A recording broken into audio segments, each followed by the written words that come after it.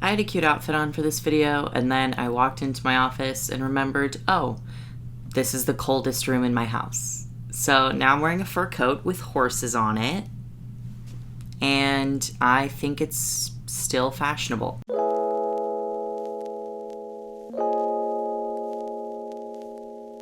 Hello, welcome back to my channel. So, if you're pretty active on TikTok, then you've probably noticed that there have been more and more small businesses popping up on TikTok.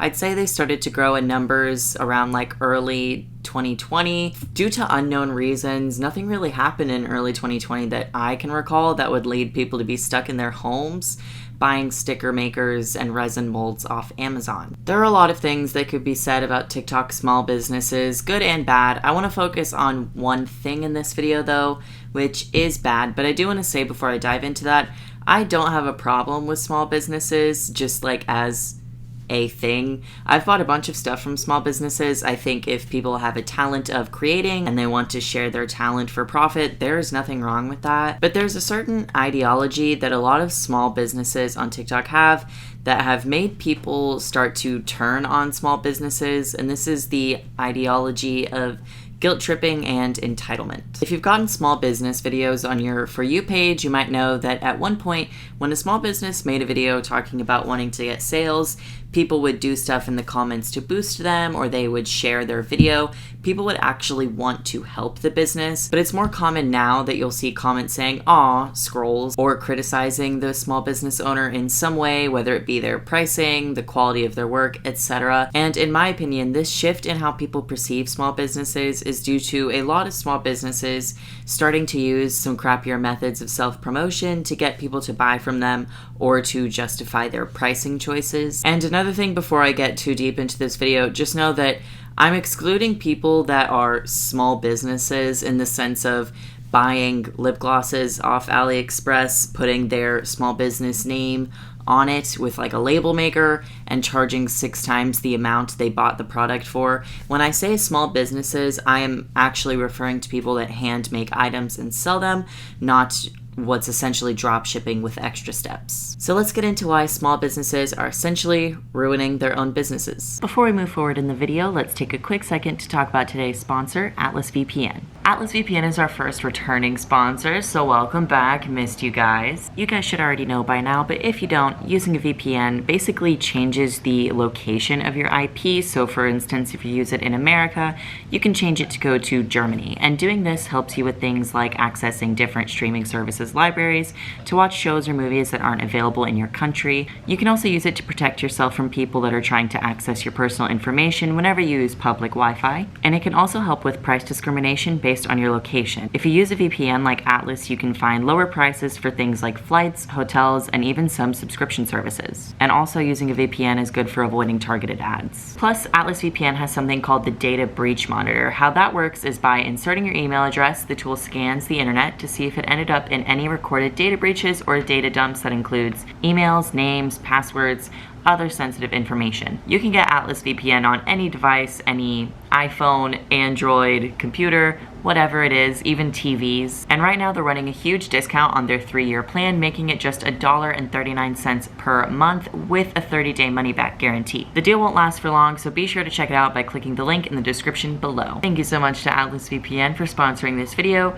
Let's get back into it. A lot of the conflict between small businesses and the general public is pricing. Small businesses tend to be more expensive than mass department stores or already well-established brands, and that's because the small business owner does need to overcharge at least a little bit to cover the cost of production, the time it takes to make the product, etc. Unlike something being produced by a company like Mattel, where the product is mass-produced in an assembly line, the small business owner is usually the only employee, or they'll only have a handful of employees helping them as they hand make your product, which will understandably take a while. It is more expensive, but you're paying for high-quality craftsmanship and you're supporting an artist. The issue arises when small businesses get too defensive of their prices when they're critiqued or when they feel entitled to your money. In defense of the small business, if you as a customer think that something is priced too high, don't buy it. It's that simple.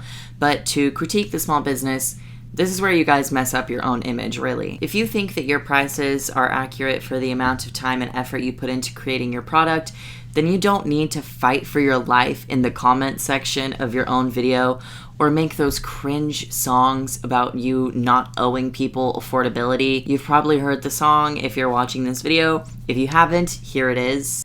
I know that you think that we're pricing things wrong, but you wouldn't say that to Louis Vuitton, and we don't owe you affordability.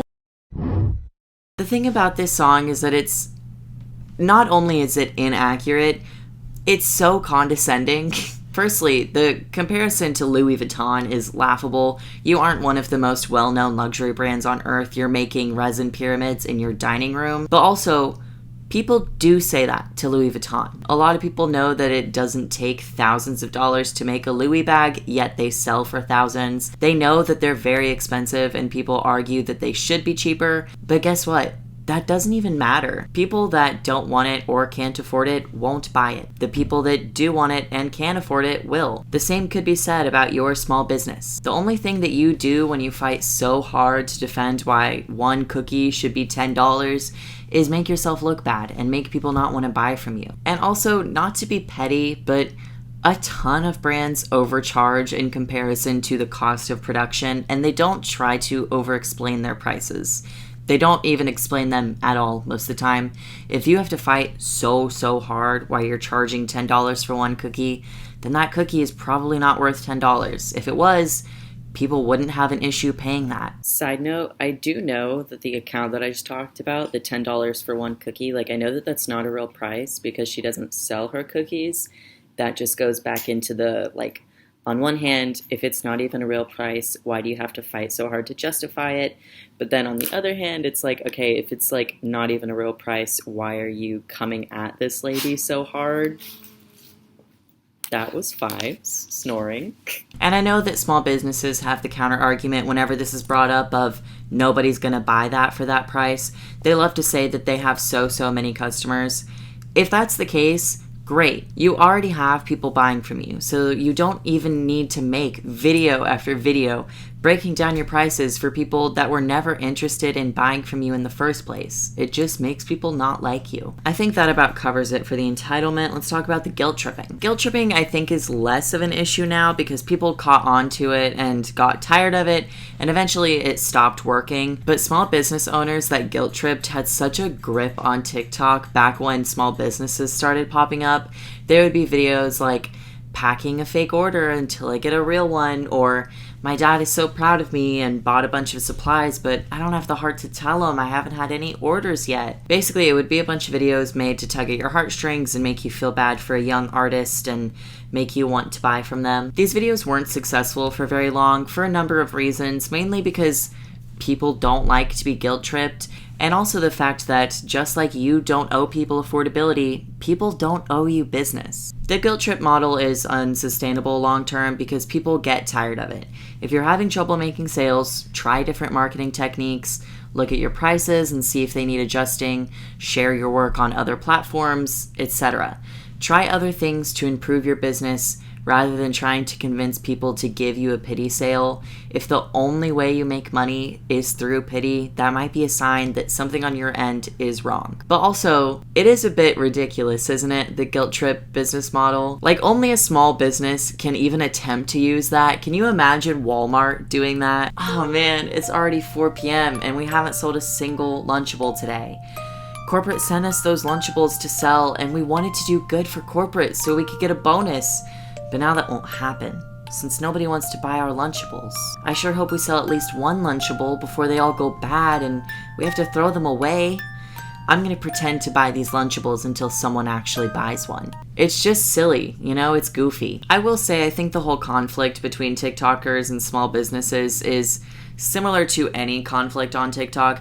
It's over dramatized and not that serious. Yes, there are some small business owners that are entitled. They overcharge or they're straight up scams. But if you aren't buying from them, it really doesn't matter People on TikTok are usually meaner than they would be in real life. Like, I don't know what it is about TikTok that just removes the chill from everyone, but there will always be a fight somewhere about some stupid thing for no reason, when the conflict wouldn't exist if people that aren't buying the product and never even planned on it in the first place just scrolled without making a big deal out of it. In the real world, if you called corporate to complain about the price of a product, you would get called a Karen, so I'm not sure why it's different on TikTok. The simple solution is to just scroll. To conclude, I guess the moral of the story is a small business is a business like any other. If you're a customer and you want to buy something, then buy it. If you don't. If you're a small business owner and you want to sell something, then sell it. People will buy it or they won't. But if they don't buy it, don't treat them like the enemy or feel like you need to convince them to buy from you. Yeah, that was my video about small businesses. I don't know why I fell down a small business rabbit hole. I think because a lot of people have been giving that one lady shit about her cookies that are $10. I don't know. It's really not that serious. But also, small businesses, stop embarrassing yourselves. That's all I had to say. Thank you for watching. Like and subscribe if you want. This was definitely a really short video. I didn't intend for it to be this short, but there's only so much you can say about it. It's shopping. You're either gonna do it or you don't, you know? But yeah, I'll see you next time I post a video. Don't know when it'll be, but it'll be. It will. Okay, thank you so much for watching, and goodbye.